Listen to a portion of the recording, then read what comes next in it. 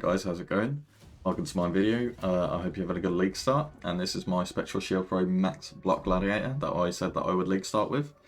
I do not regret a thing. This build is very good for a league start. Very tanky, good damage, good clear. Boss damage is kind of okay. It's not anything too special, but it gets the job done eventually. You're allowed to make quite a lot of mistakes because you have max spark, you've got a big health pool. So it's very, very nice, very comfortable, and it's very easy to upgrade because most of the upgrades are about 2 to 5C. We needed a really good armor shield, really, and then gear with resist, health, and you're good to go. So I'm currently sitting on tier 16 maps. It's very good thanks to the explode ascendancy. I'm really enjoying this ultimatum mechanic that they've brought out. It is so good. This is everything that I wish I would have just had in Ritual, because in my opinion I didn't like Ritual very much. It was very drab, but I played it a lot because of the echoes of the Atlas expansion. I've skipped a few of these in the maps just because I'm trying to blast to the end game content, but you should probably never skip these. They're so profitable. They're also very easy to do with this build because of the sheer tankiness. A lot of people I've seen on Reddit are avoiding this, like standing in the stone circles ones, because they struggle. Not this, mate. Just whirling blades in, stand still, easy game. So as you can see, I just got a 21-23 ball lightning on the screen from Ultimatum. Bloody ridiculous. I thought it would be about 4 or 5x. Turns out it's only 1x. I shit myself when I saw that. I thought I was getting some fat upgrades for the build, but no, just 1x. I mean, it's decent for a league start, but no, could be better. So yeah, I'll get right into the video. See you in a sec. Hey guys, welcome to the video. Okay, so starting with this, I'm currently level 92 on day 3. My resistances are capped 77, 76, 76, and 40 chaos. The chaoses are really nice. Thanks to these new boot bases that they've brought out, it makes it a little bit easier with the chaos implicit. I would get 2-tone boots usually, but considering the resistances are capped, I didn't really need it. So I am at 76 here, so early weakness would fuck me up, so I try to avoid it right now. But chaos effects on the floor also fuck me up, so this is very nice to have now. So yeah, these boot bases, if you can get decent rolls, are good. Digital Voice that I'm currently sitting on is T1 life with double resistance, which I just rolled with a Chaos Orb. Very lucky. That was on day 1. These new glove bases that they've brought out are really good for our build. It's 18% increased damage over time implicit, which is obviously very nice because bleeding is damage over time. And then I slammed it with a Hunter's Exalted Orb because it's item level 86. And I tried to hit the Fizz damage over time multiplier, but unfortunately I hit the Chaos one, so I had to re-roll them because they were utter garbage.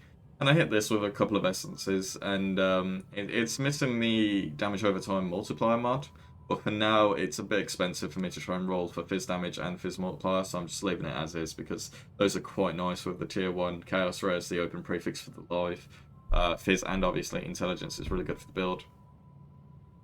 Advancing Fortress, standard. Just use it, it's good for Shield Pro, block, fortify.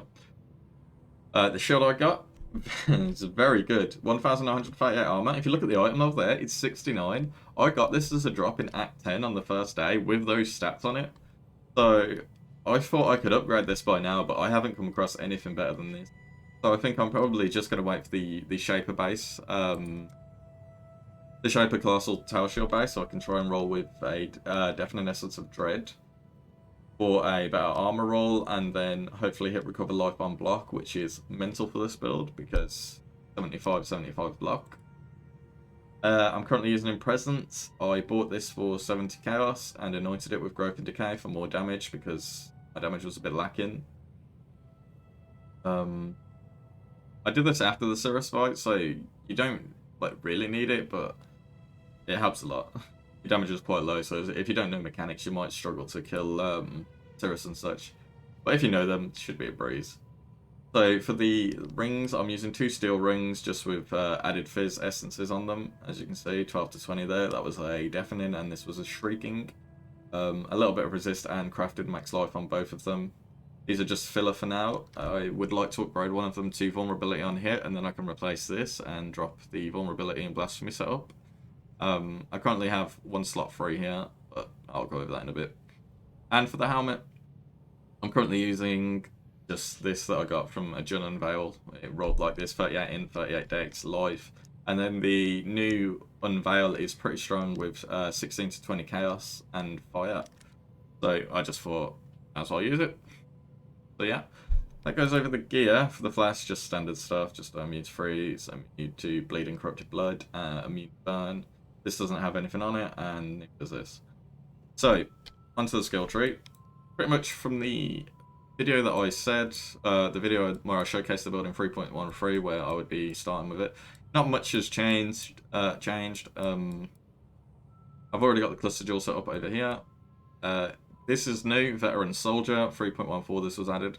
Very good damage boost and also 20 max life, and considering it's right next to the Scion life wheel, we just take 5 extra points from here and straight up to it. Very good addition to the build. Gives a nice DPS boost. Standard Divide and Conquer. Got this jewel in Act 6 or 7 from an Ultimatum. Ultimatum so broken. I got this from 5%. I got this with 5% increased max life and strength on it, so it's a nice little health boost. Yeah, 120 more life nearly. And obviously Corrupted Blood is just a big bonus. So the cluster jewels I have spec'd out. I initially on the league start I took these and these and this. It's for more life. That's why in the little clip where I'm killing Sirus I have 5.8k because I'm not using this setup. But now I've put it in just to try and improve the damage a bit, because I'm going to try the Shaper and the Maven soon, and if I try to do the Shaper or the Maven with low DPS, I will probably get fucked, just because the fight gets harder as it goes along, because gravity wells exist and, you know, the vortex exists, and I don't want loads of stuff on the floor because that's what will kill me. I'll block it. So yeah, I'm just using Advanced Guard and Fuel the Fight for now. It cost me 5c, very cheap. It's obviously not the best jewel, I could upgrade it very easily. There's a lot of nodes out there that apply to attack damage. But I've got the attack damage while holding the shield with regen 0.1 life on the small nodes, so that's cool. The medium cluster jewels is where the damage boost comes from, because these are where all the damage over time modifiers are, and bleeding modifiers. So I got this one for 30c, which was nice, and then I got this one for I think about 100 alterations it took me to get this, which is really lucky because this is quite a good one. Vivid Hues gives damage over time for bleeding, and Flow of Life is damage over time and max life and regen, which is very nice. I'm missing a jewel here which I need to buy, and I've just got a filler jewel in here with 4 fizz over time and attack damage, leeches mana. Not using Lionel, so I don't have leech, although this should work for it as well, so I can replace this probably with one with max life. And then I'm using Flow of Life and Circling Oblivion, increased damage over time and increased damage over time with life. I really like Flow of Life for this build. So I'm not really thinking to make any more upgrades to the skill tree. I'm probably just going to take life from here because it's quite nice. I might get a Fettle jewel here, stick it in, because I'm currently at the 75 block cap, so I don't need a small cluster jewel with block chance yet. But that's pretty much as it goes for my skill tree. It's pretty standard. So build is very good. It clears so easily on tier 16s. It can do any boss as long as you just know basic mechanics. I would highly recommend playing this build if you're gonna league start with something fresh, because this is the first time I've actually done it, and honestly I don't regret it at all. It's really good. I usually start with like a summoner or something because it clears content so easily, but I've really enjoyed this and it's very fun to play compared to a necromancer, so I'll probably start with this again. But in terms of the damage does get capped off, so I could improve the damage by taking this up to like a 2.8k shield, and obviously improve my rings with vulnerability on hit, and maybe a redeeming one with attack damage projectiles mod. But for now, I'm not sure whether I'm going to continue with this after that, or after I fight the Maven, I'm going to see how well I do, because I might just fail the Maven because my DPS might not be high enough. So I'm considering switching to a max blocked Flicker Strike variant, but I need to get either a Paradox Cut or a Jeweled Foil to do that. And Paradox Cut is very expensive because the the new Jun Vals are very strong. So they're currently at about 8 exalts just for crap one. And if you want to unveil it and you whiff and get like PS elemental resistance, or sorry, penetrate elemental resistance, then you've just bricked 8 exalts, so it's very risky. I can still use Harvest to craft a dual foil pretty easily though, so I might try that. Yeah, as far as it goes with the gem links as well, it's just the standard from the original video. Reckoning with the lockdown on here, the increased AoE, and the Pulverize, Dash, Blood Rage, Second Wind, and Enduring Cry. Welling Blades, faster attacks, and culling, just to map very, very quickly. Blasphemy and Vulnerability with Pride here, and I would run Flesh and Stone, but I don't have minus mana cost because Aurion doesn't want to show up in my betrayals apparently. So yeah, that sucks.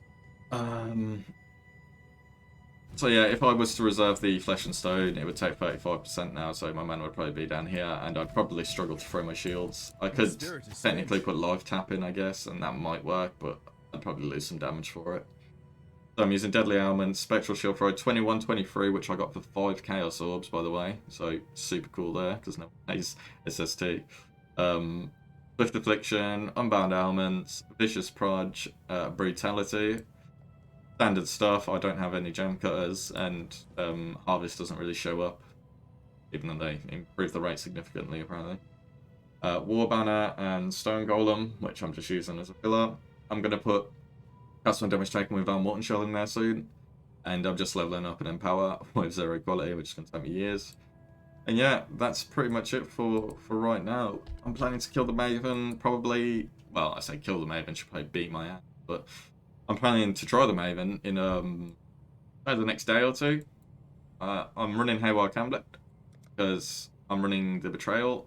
Obviously, it's me.